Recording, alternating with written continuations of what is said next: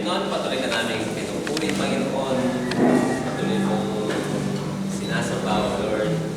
God, patuloy ka namin nasasalamat sa iyong kabutihan, Panginoon, sa iyong biyaya.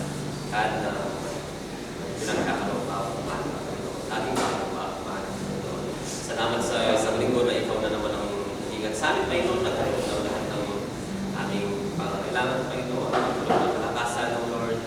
And God, sa umaga kong ito, Panginoon, dalagin namin, O Lord, na kami yung tulungan ng mga folks, Panginoon. God, na lahat po ng aming gagawin this morning na ipaparamalan namin kayo magkatila na maitaas ang iyong pangalan, Panginoon. Lord, gusto mo namin kapurihan ang isang Diyos na buhay sa tapat, Panginoon, ang isang Diyos na ligtas sa amin, Panginoon. And we thank you, Lord. Deserve na lahat ng kapurihan, deserve na lahat ng pagsamba, Panginoon. Salamat. Sa aming talay namin sa tayong pangalan ng aming Panginoon Jesus. Amen.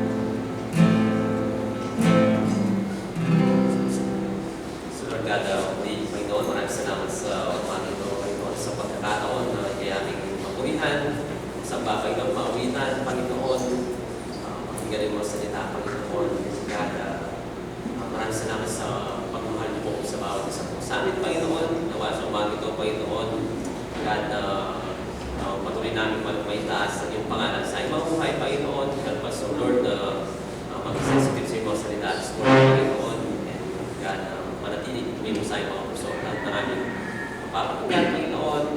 God, we thank you, Lord, for everything, Panginoon, na ginagawa niyo po sa iyong buhay, pagkakaroon niyo po. Malaman po namin kayo sa inyo lahat ang pagkakaroon po sa pasalamat sa matabas ng mahal ng aming sa Panginoon Jesus. Amen. Take some time po and show shots of love. Good morning, everybody.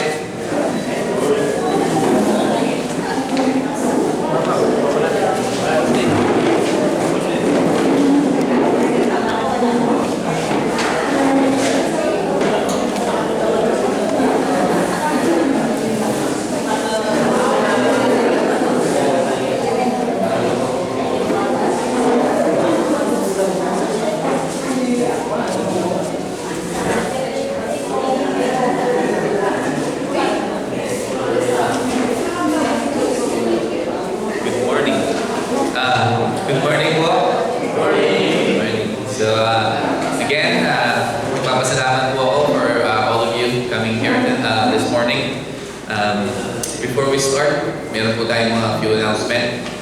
The same announcement na meron tayo. Men's Bible Study bukas 7 p.m. Dito po tayo sa church. Again, 7 p.m. po. Lahat ng kalalakihan, meron po tayong Bible Study tomorrow. And then Wednesday night fellowship, meron po tayo question and answer. So if you have a question about your devotion or mga tungkol sa Bible, free po kayo to chat Ate Lai, ako, o si Say, or the staff here in church, and then ipasa nyo lang po sa kanila yung mga question nyo, or we can write. Pwede nyo pong isulat doon sa kahon doon. Meron pong mga papel doon and ballpen if you have a question, and we will answer it by the Word of God, of course. And then we have ladies ministry. Tonight po daw, meron po kayong Bible study at 6:30 mamaya. So ladies Bible study 6:30 mamaya po dito sa church. And then ladies prayer meeting is to be announced. Doon sa group chat nyo na lang po. And then Sunday service we have. And continue to pray for Pastor John, church,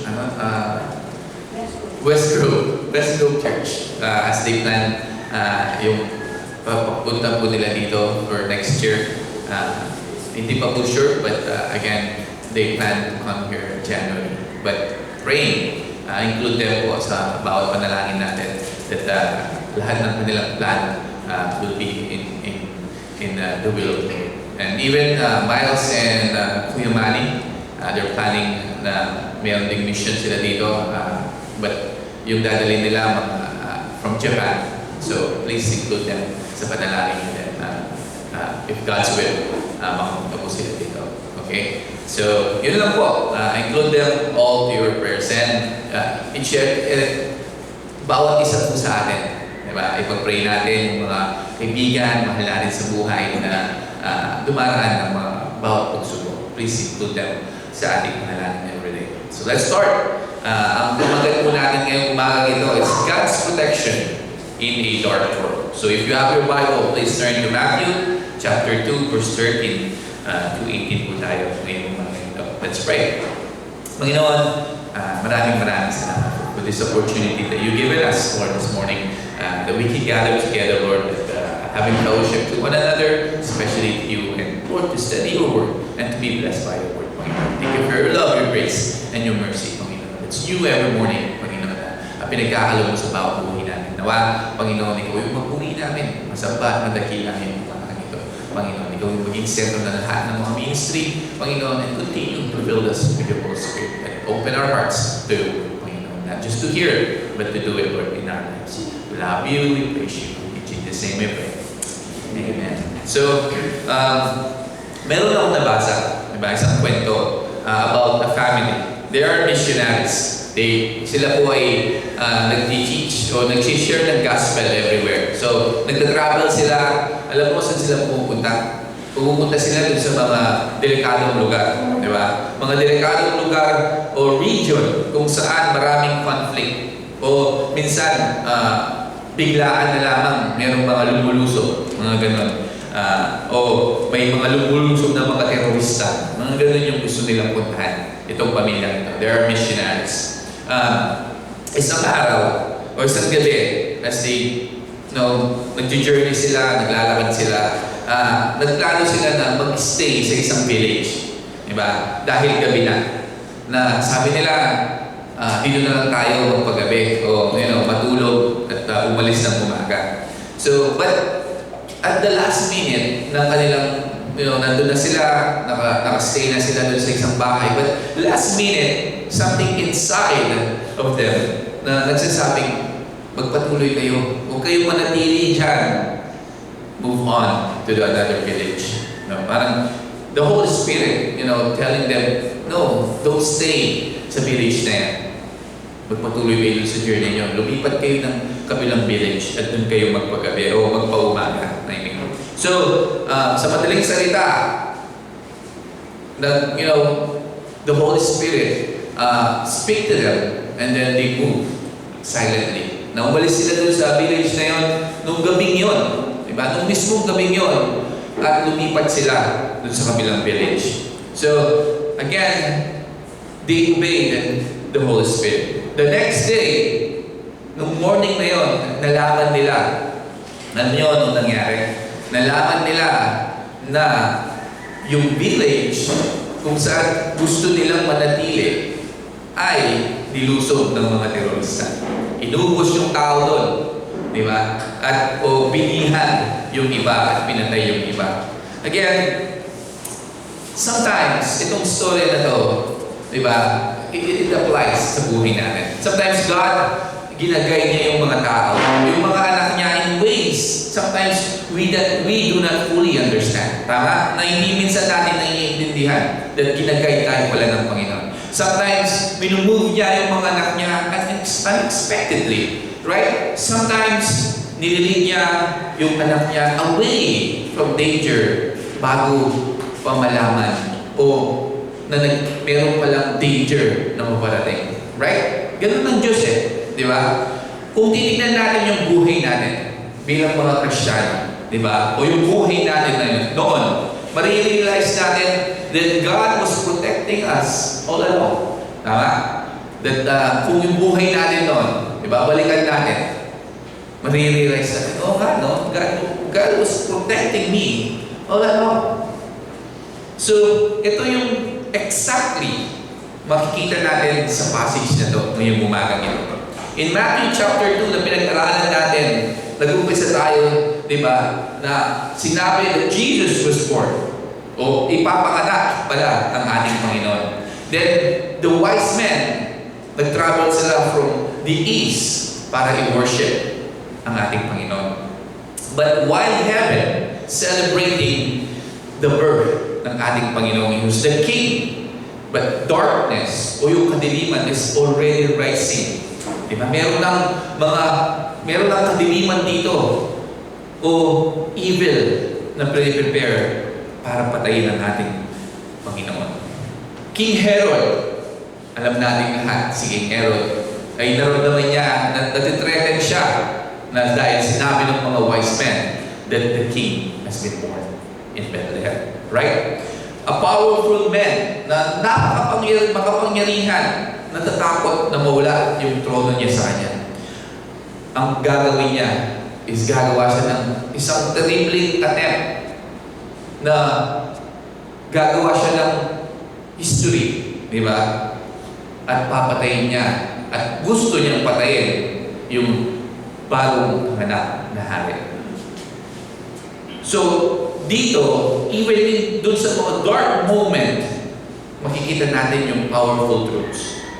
Yung God's protection, yung human evil, yung fulfilled prophecy, at yung comfort in suffering dito. Yun yung mga makikita natin sa passage nito ngayong umaga ito. So itong passage na to, yung verse na to, pag-aaralan natin, reminds us that dun sa mga kahit alam natin yung evil sa mundong ito, since napakalakas, God is still in control. Diba? Kung titignan natin noon at ngayon, He's still in control sa panahon natin ngayon. So tingnan natin yung first part ng history in verse 13 to 14. Basahin natin. Ano sabi?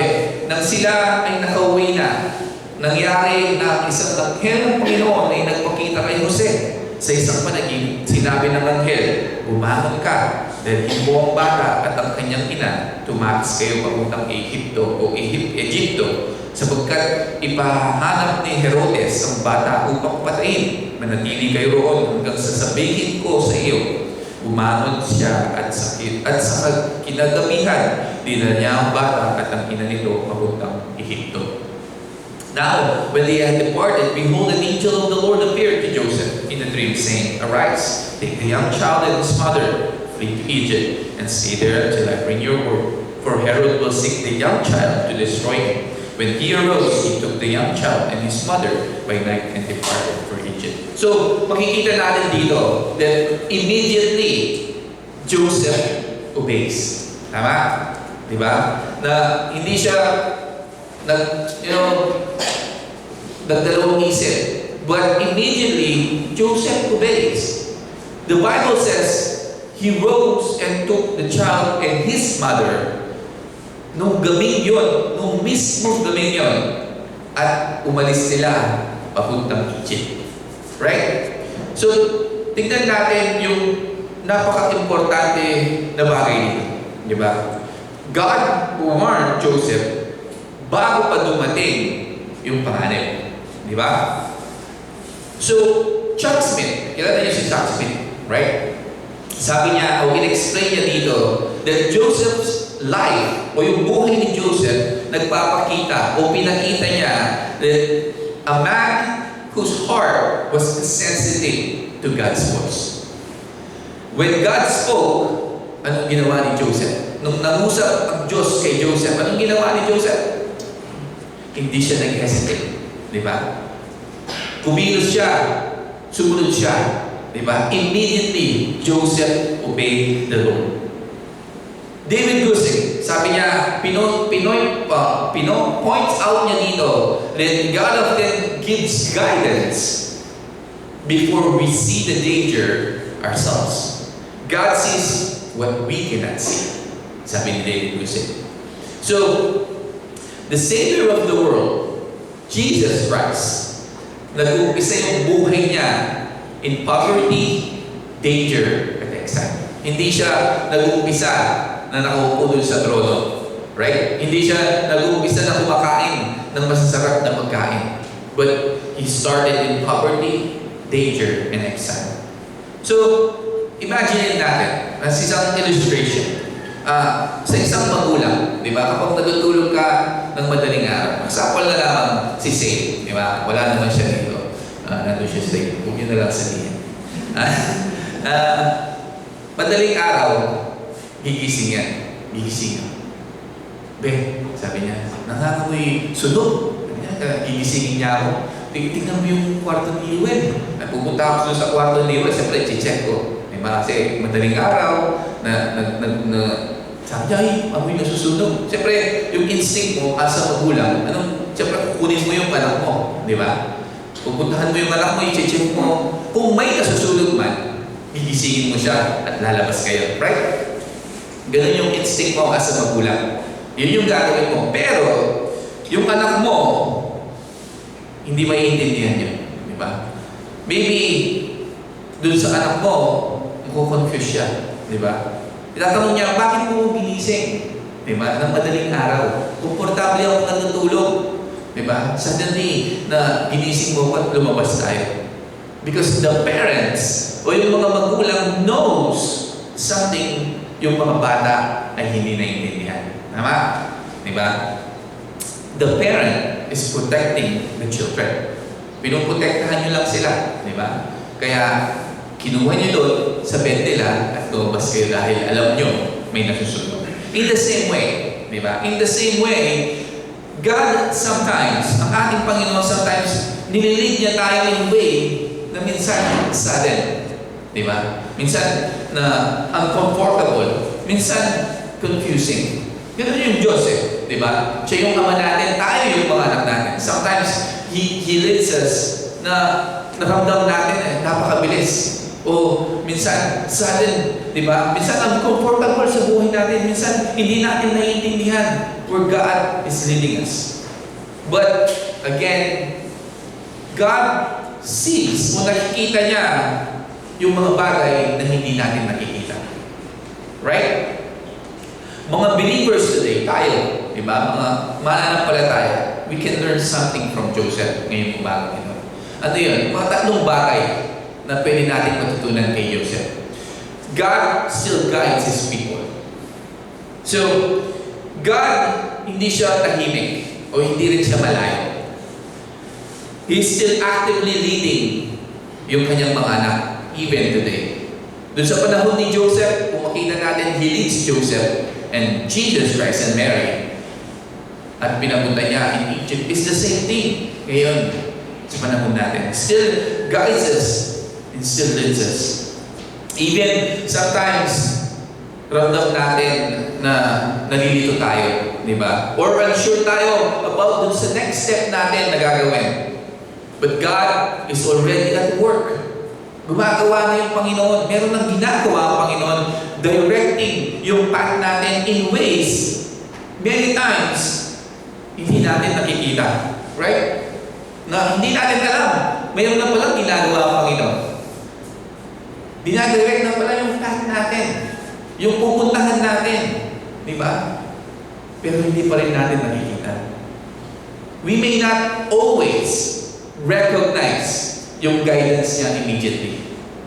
But we can trust o pwede natin pagkatiwalaan itong bagay na to, that God is never lost. Hindi siya nawawala. Di ba? And He will not lose us. Hindi niya tayo pababayaan. Di ba? Hindi niya tayo hahayaan na mawala.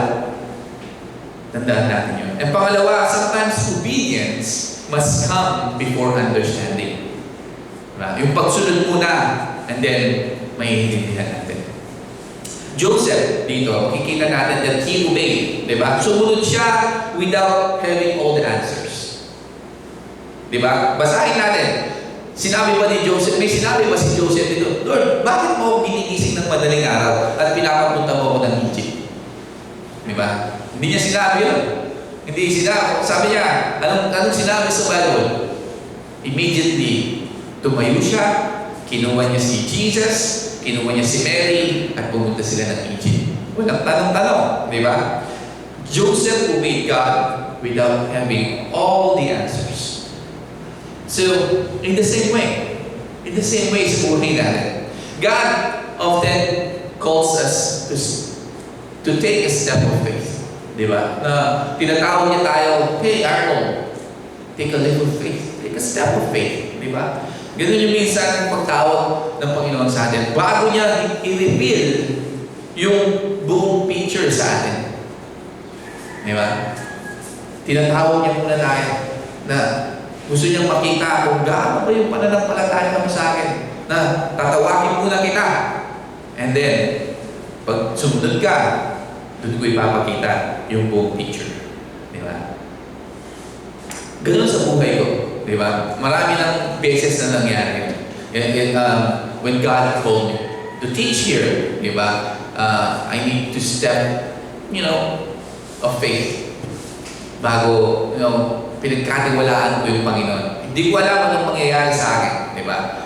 Sabi ko nga, I have family to feed. Di ba? Kailangan ko mag-resign sa trabaho ko and teach here at the church. Yun yung mga question ko. But God called me. So sabi nga ni Yuel, it's just, you need to step, leap of faith, sabi ni Yuel. So we decided that this is the will of God. And we follow. Even we don't know what will happen. Diba? But again, ito ngayon ako. Diba? God, pinakita niya yung buong picture sa akin. But I obey first. Diba? And God gave me the whole picture. Saying, Arnold, ito yung pinapakita ko sa'yo. Diba? So again, it is the Lord. Diba? Siya yung nagbibigay kalakasan natin. But again, we need to be like Joseph.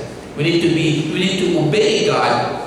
Even sometimes we don't see the picture, the whole picture, or the answers. Diba? So if God is asking us na pagkatiwalaan siya in something difficult, tandaan natin, hindi natin kailangan na maintindihan lahat muna para humakbang tayo or to take the next step. Sometimes we need just faith o pananampalataya at paniniwala sa ating Panginoon who is faithful sa atin. Di ba? And pangatlo, sabi niya, God may lead us down dun sa mga unexpected paths sa buhay natin. Yung journey dito to Egypt, hindi ito part ng plano ni Joseph. Di ba? Walang plano si Joseph na pumunta sa Egypt. Right? Wala siyang plano. But it was part of God's purpose. Tama? Plano ng Diyos. Si Joseph, walang plano na pumunta sa Egypt. But ang ating Panginoon, yun yung purpose niya. That Joseph, Mary, and Jesus will go to Egypt. So sa buhay natin bilang mananampalataya, bilang mga believers, God sometimes or many times inaalaw niya yung mga detours, di ba? Sa buhay natin. Hindi lang mga detours, mga delays or changes na hindi natin ini-expect. Right? Maraming ganyan sa buhay natin. Mga detours, mga delay, at mga pagbabago na hindi natin inaasahan many times sa buhay natin. Ramdam natin yan, di ba? Kapag yung buhay natin doesn't go according doon sa mga plano natin, huwag tayong mawalan ng pag-asa. Di ba? Don't lose heart. Yung plano ng Diyos are always better. Yun yung tandaan natin. Yung plano ng Diyos sa buhay natin is always better. Even minsan, or many times, they are different sa plano natin. Right? Ito yung plano ko pero ito yung plano ng Diyos. Pero mas better yung plano ng Diyos. So ito yung susundin natin. Right? Katulad ni Joseph. Perhaps, ngayong umagang ito, God has asked you na gumawa ng napaka-difficult na decision sa buhay mo ngayon. Diba? Sa buhay natin ngayon. Maybe, ngayon, He's calling you na magtiwala sa Kanya in situation that feels uncertain sa buhay natin ngayon. Joseph, dito, nire-remind tayo lahat that obedience to God is always the safest path. Diba? O yung pagsunod sa Diyos, sa ating Panginoon, yung pinaka-safe na path sa buhay natin. So mga kapatid, even when life is uncertain ngayon, diba? Kung ramdam mo ngayon sa buhay mo, na yung buhay mo ngayon is uncertain, God is still guiding you. God is still guiding us, katulad ni Joseph dito. The same God who protected the child, Jesus Christ, is the same God na tumitingin sa atin ngayon sa buhay natin. Nananatili na pinuprotektahan tayo at ginaguide tayo. Katulad ni Joseph, we need to rest dito sa katotohanan na to. Where God leads, He provides. And where He guides, He always with us. Diba? Tandaan natin yun. Ganun yung ginawa niya kay Joseph, kay Mary and Jesus. He leads them there. He provides them there. He guides them. God guides them dun sa Egypt. And He is always with them. It's the same thing sa atin. Di ba? Where God leads us sa buhay na to, He will provide. Remember that. And where He guides us, nandun siya kasama natin. Ginagabayan tayo sa buhay na to. And then He continued in verse 15. Sabi niya, nanatili sila roon hanggang sa pagkamatay ni Herodes. Ito ay upang matupad ang sinabi ng Panginoon sa pamamagitan ng propeta na nagsasabi, tinawag ko ang aking anak mula sa Ehipto. and was there until the death of Herod, that it might be fulfilled, which was spoken by the Lord through the prophet, saying, out of Egypt I called my son. Sabi niya. So, dito si Matthew quotes a prophecy sa book of Hosea. Hosea chapter 11 verse 1, kung saan sinabi ni Hosea dito, when Israel was a child, I loved him, and out of Egypt I called my son. Sabi niya, di ba? So, originally, Hosea, di ba? Yung verse na yan, originally, nire-refer yan to Israel. No, inalis ng Diyos ang Israel sa Egypto during the Exodus. Right? But Matthew, dito, the Apostle Matthew, pinakita niya itong event na to also points forward sa ating Panginoong Jesus. Diba? Na hindi lang siya dito about the Israel. Na sinasabi ni Matthew dito, it points out also to Jesus Christ. William MacDonald, kaya si William MacDonald, sinabi niya that Matthew repeatedly highlights Old Testament prophecies para i-demonstrate that Jesus is the Messiah o the promise o yung pinangakong tagapagligtas. God was working behind the scene dito. Di ba? What looked like a desperate escape from dun sa Bethlehem was actually a fulfillment ng isang prophecy. So, God again, like I said, was working behind the scene. Nanood na ba kayo ng movie? Pero nung pinanood nyo yung movie, dun sa gitna nyo pinanood. Hindi kayo nag-umpisa. Pero iniskip nyo lang 8 times at dun kayo sa gitna nag-umpisa. Meron bang gano'n na nanonood ng movie dito? Sa gitna kayo nag-umpisa? Wala, di ba? Walang nanonood ng movie sa gitna. Di ba? Kasi kapag nag-umpisa ka sa gitna, anong mangyayari? Malilito ka, di ba? Malilito ka doon sa scene na sasabihin mo, bakit nangyayari yung mga bagay na yun sa movie na yun? Di ba? Kasi nag-umpisa ka doon sa gitna. But kung uumpisahan mo yung story doon sa pinakauna, di ba? Everything suddenly may make sense. Maiintindihan mo yung movie, right? In the same way, we often see only small part of our life story sa buhay nito. Pero ang Diyos, nakikita niya yung buong picture, buong story ng buhay natin. So, itong passage na to, itong verse na to, nagtuturo sa atin ng napaka-importanting bagay. Una, God is working even we do not see it. God, ang ating Panginoon, hindi siya tumigil na i-lead yung kanyang mga tao. Diba? To lead His people. Hanggang ngayon, still direct yung mga step natin saan? Sa kanyang mga salita. Through His Word, di ba? Through prayer, through the Holy Spirit, He guides us. Even when many times, nararamdaman natin na unsure tayo, di ba? But we are not alone. God is actively ginagay niya yung buhay natin. Until now. So, hindi tayo wandering aimlessly sa buhay na to. Alam ng Diyos kung saan tayo dadalhin. Alam ng Diyos kung saan tayo dadalhin sa buhay nito. Diba? Yung mga struggle natin may have a purpose we cannot yet understand sa buhay nito. Many times, madalas, bago tayo gumawa ng action, gusto natin ng answer. Tama? Bago natin gawin yung isang bagay, gusto natin, sagutin mo muna ako. Diba? O, pag meron kang inutos, gawin mo muna. Bakit? Diba? Ganun yung laging tanong. Arnold, pumunta ka nga dun sa, dun kay Kuya Nick.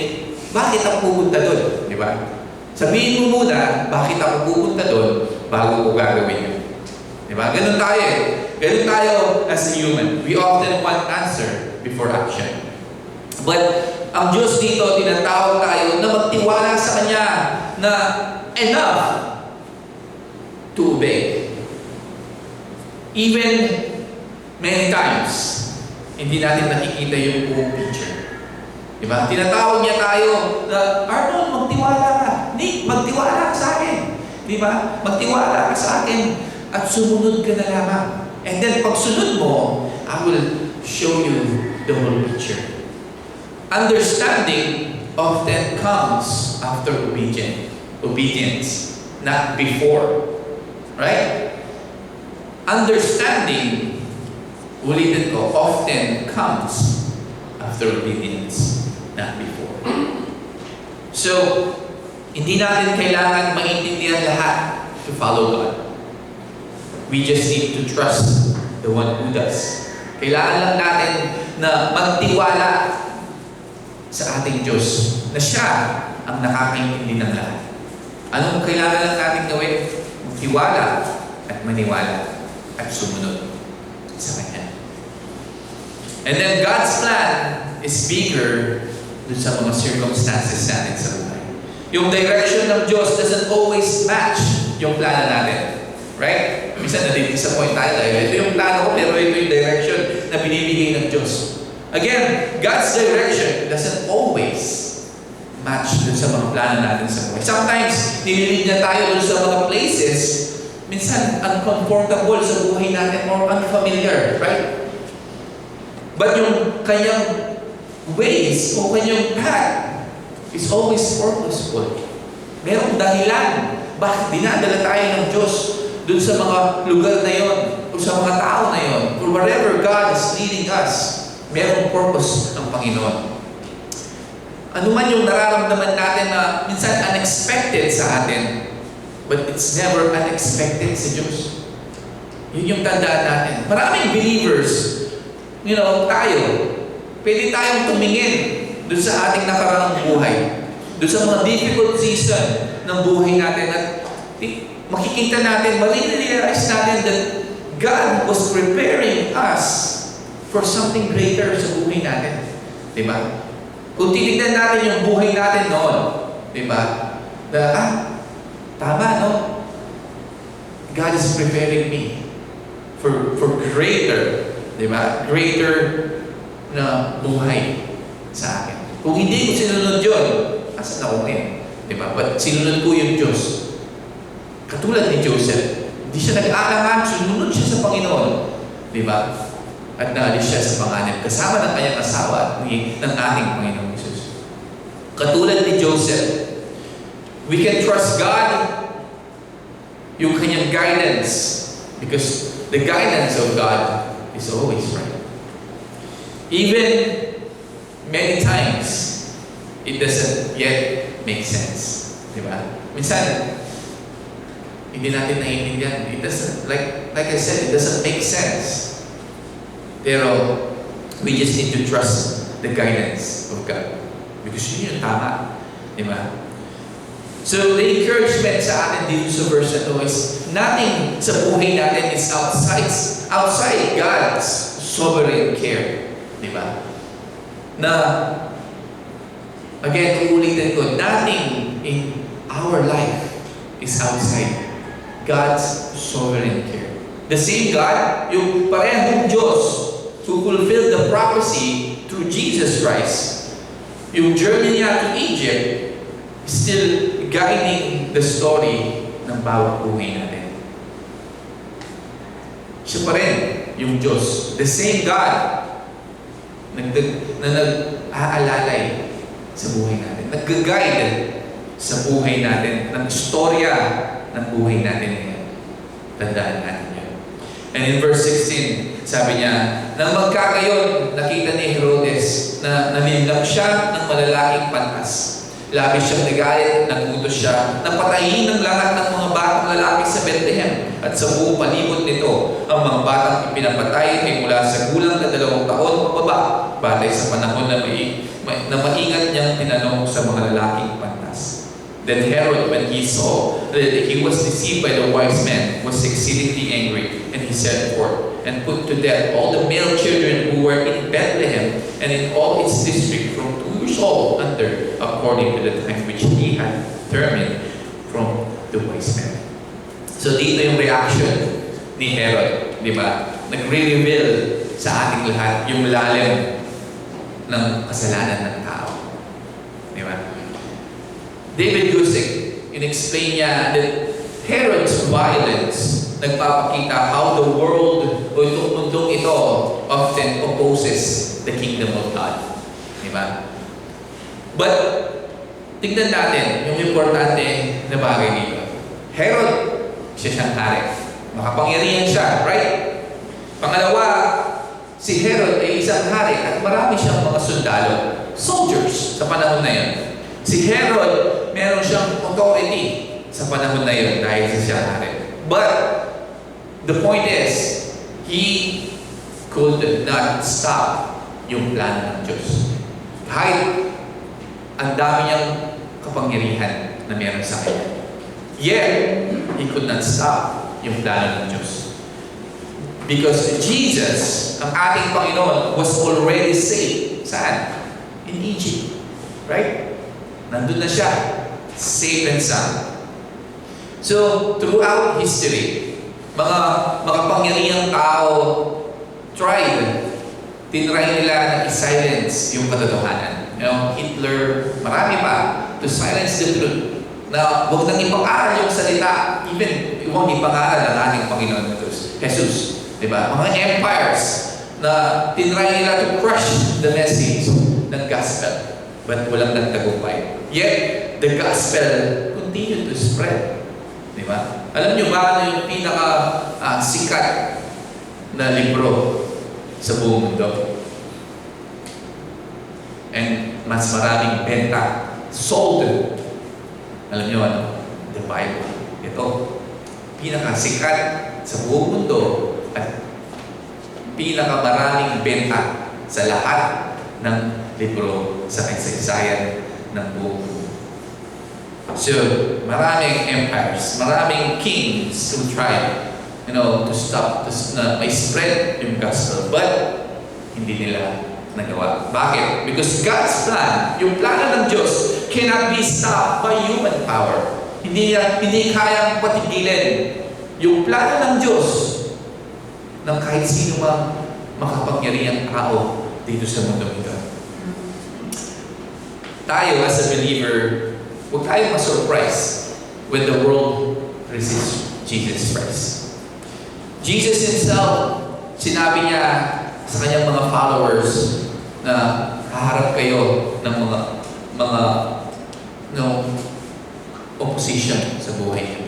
Diba? Maraming mga kakalaban sa inyo. But itong passage na itong verse na ito nag-remind sa ating lahat, evil may resist God's work sa panahon natin ngayon.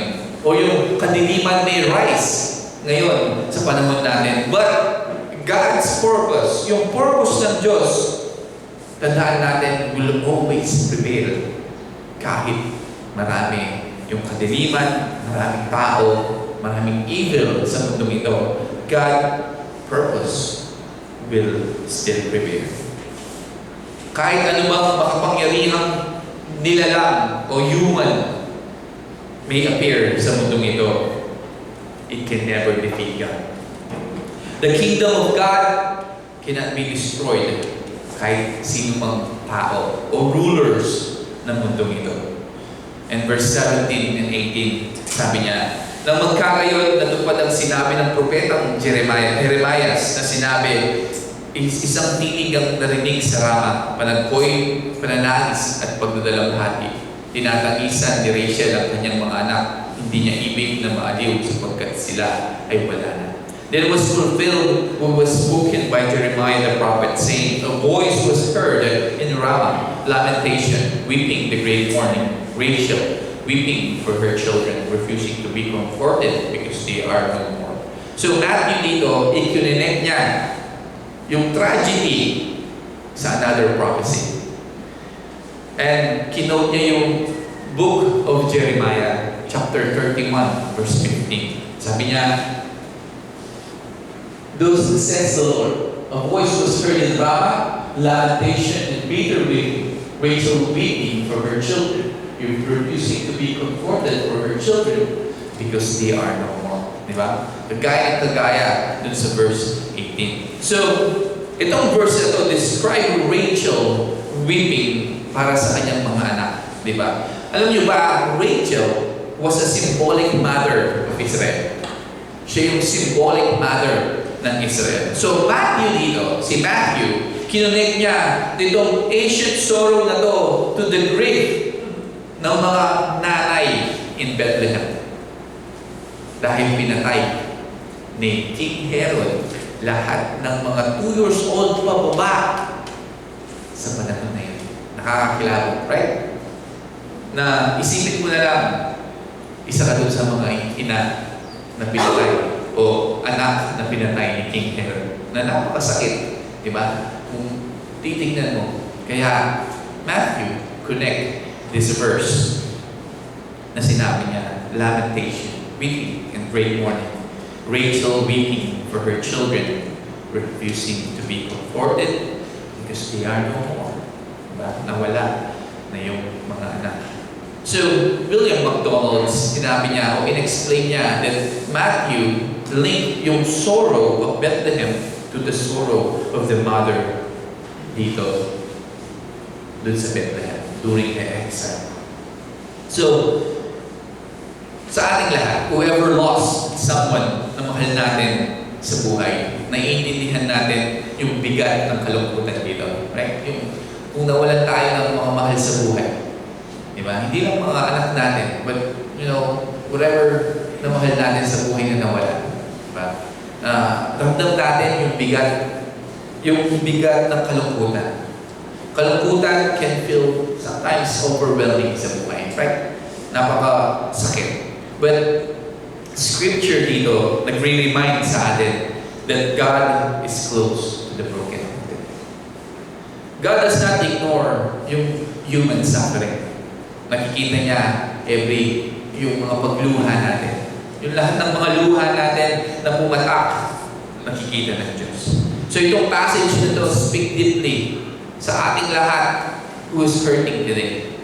Sa lahat ng mga nasasaktan ngayon, nakikita ng Diyos yung mga pain nyo. Nakikita ng Diyos o natatandaan ng Diyos yung bawat pagluha na nangyari sa buhay mo. At malapit ng Diyos, sabi niya, God is near to the broken-hearted.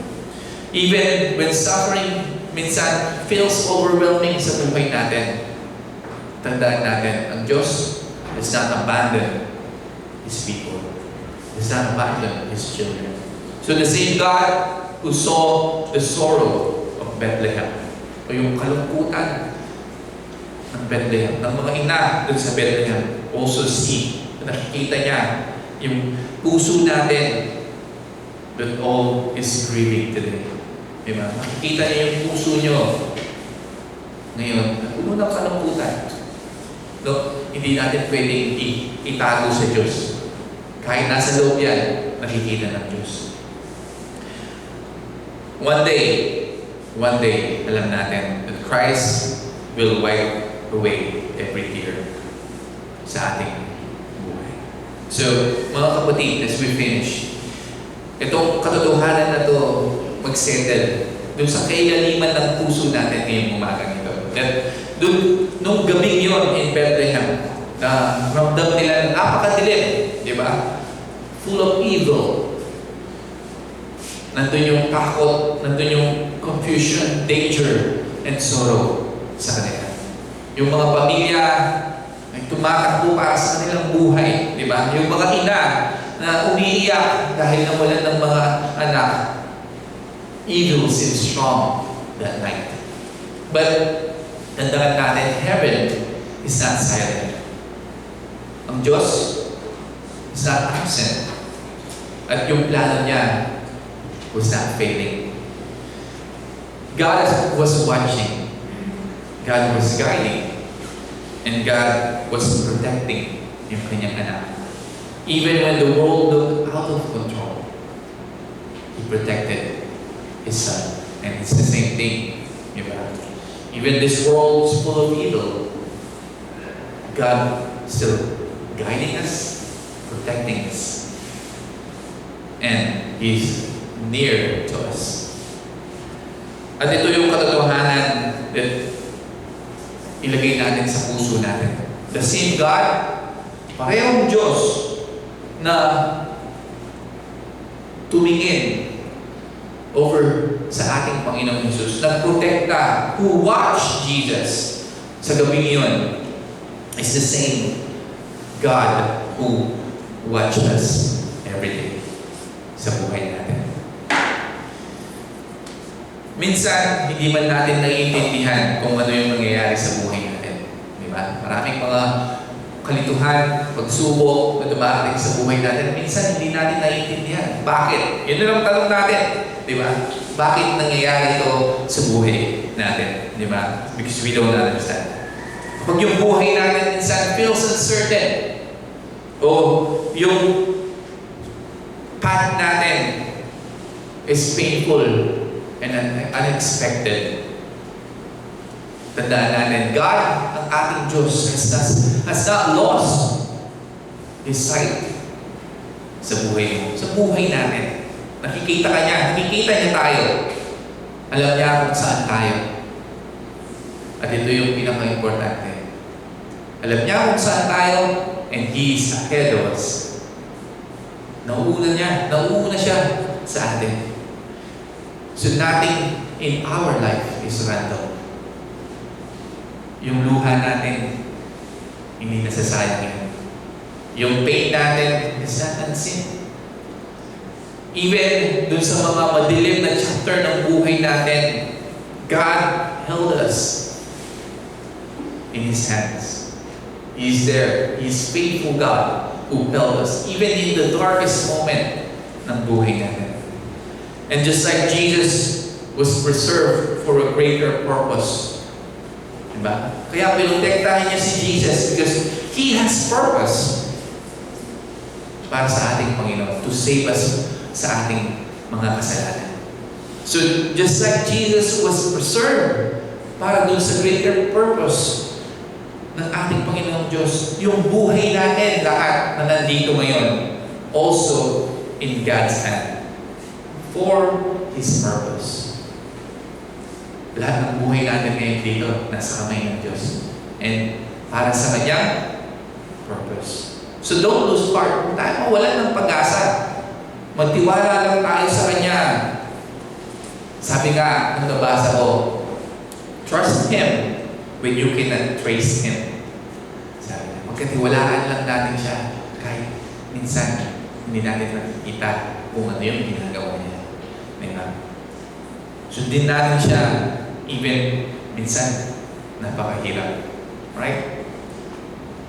Panghawakan lang natin siya. Humawak lang tayo sa Kanya when everything feels uncertain sa buhay natin. Di man natin maintindihan. But this is our hope. God's plan cannot fail. Yun yung tandaan natin. Kahit gaano man kalakas yung evil sa mundong ito, God's plan cannot fail. Evil cannot win. And God never stopped caring para sa atin. Para sa Kanyang mga anak. Para sa ating lahat. The God who protected the Savior, ang ating Panginoong Jesus sa gabing iyon, is the same God who is holding you and me ngayon.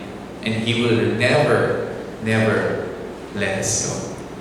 So, again, continue to trust the Lord. God's protection in a dark world. Still guiding us, still protecting us.